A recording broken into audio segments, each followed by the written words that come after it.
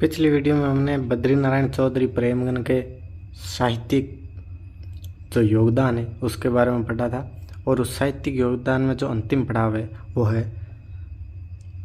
तद्दर्भ समाज, जिसे संदर्भ समाज भी या संदर्भ सभा भी कहते हैं। तो सद्दर्भ दो शब्द से मिलकर बना है, सत प्लस धर्म। सद्दर्भ सभा में विभिन्न धर्मों को लेकर आपसी बातचीत होती थी और इस सभा का उद्देश्य धर्म के सत्य यानी कि सत्य रूप को सामने लाना था। इसलिए इससे संबंधित जो लेख लिखे जाते थे, जो इस सभा में आपसी बातचीत आपसी धर्मों को लेकर जो लेख लिखे जाते थे और उसमें जो धर्म के सत्य को बाहर निकालने के लिए जो लेख लिखे जाते थे वो लेख आनंद कादिमिनी पत्रिका में छपते थे। कौन सी पत्रिका में छपते थे? आनंद कादिमिनी। अब देखते हैं बद्री नारायण चौधरी यानी प्रेमगन के काव्य संग्रह के बारे में।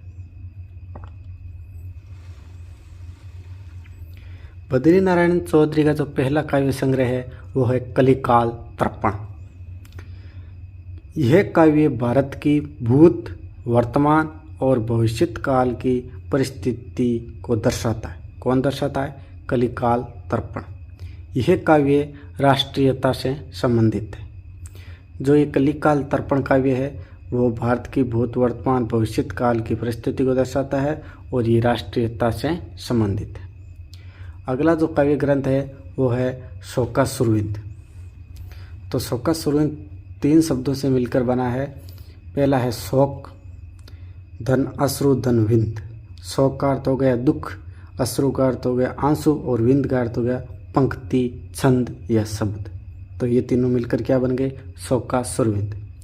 बद्री नारायण चौधरी ने भारतेंदु हरिश्चंद्र की मृत्यु पर दुख से संबंधित ये काव्य लिखा था। यानी भारतेंदु हरिश्चंद्र की मृत्यु पर बद्री नारायण चौधरी ने शोका सुरविंद नाम का काव्य लिखा था और इसमें 115 छंद है। तो पहला हो गया कलिकाल तर्पण, दूसरा हो गया शोका सुरविंद। चलिए तीसरे काव्य संग्रह के बारे में बात करते हैं और तीसरा काव्य संग्रह है ब्रजवंदक। ब्रजवंदक जो काव्य संग्रह है उसमें जो वंदक का शाब्दिक अर्थ है वो है वंदना अर्थात भक्ति। इन्होंने राधा और कृष्ण की युगल भक्ति से संबंधित ब्रज भाषा में काव्य ग्रंथ लिखा जिसे ब्रजवंदक कहा जाता है। यानी कि कलिकाल तर्पण में क्या हो गए? भारत की भूत, वर्तमान और भविष्यत काल की जो परिस्थितियाँ उनको दर्शाया गया। शोका सुरविंद बद्री नारायण चौधरी ने भारतेंदु हरिश्चंद्र की मृत्यु पर लिखा। और ब्रजवंदक क्या है? इन्होंने राधा और कृष्ण की युगल भक्ति यानी जो युगल भक्ति है उनसे संबंधित ब्रज भाषा में काव्य लिखा जिसे क्या कहा गया? ब्रजवंदक। चलिए आगे चलते हैं। अगला जो बद्री नारायण चौधरी का काव्य संग्रह है उसका नाम है स्वागत पत्र। यह प्रशस्ति पत्र के रूप में है। यह काव्य राजभक्ति से संबंधित है जिसमें महारानी विक्टोरिया के राज की प्रशंसा की गई।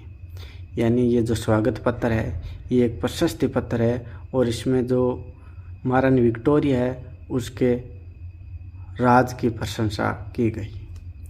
अगला जो काव्य संग्रह है वो है पितृ प्रताप।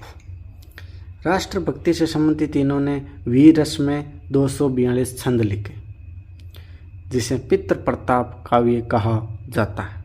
किससे संबंधित? राष्ट्रीय भक्ति से संबंधित वीर रस में छंद लिखे। कितने छंद? 242, जिसे क्या कहा गया?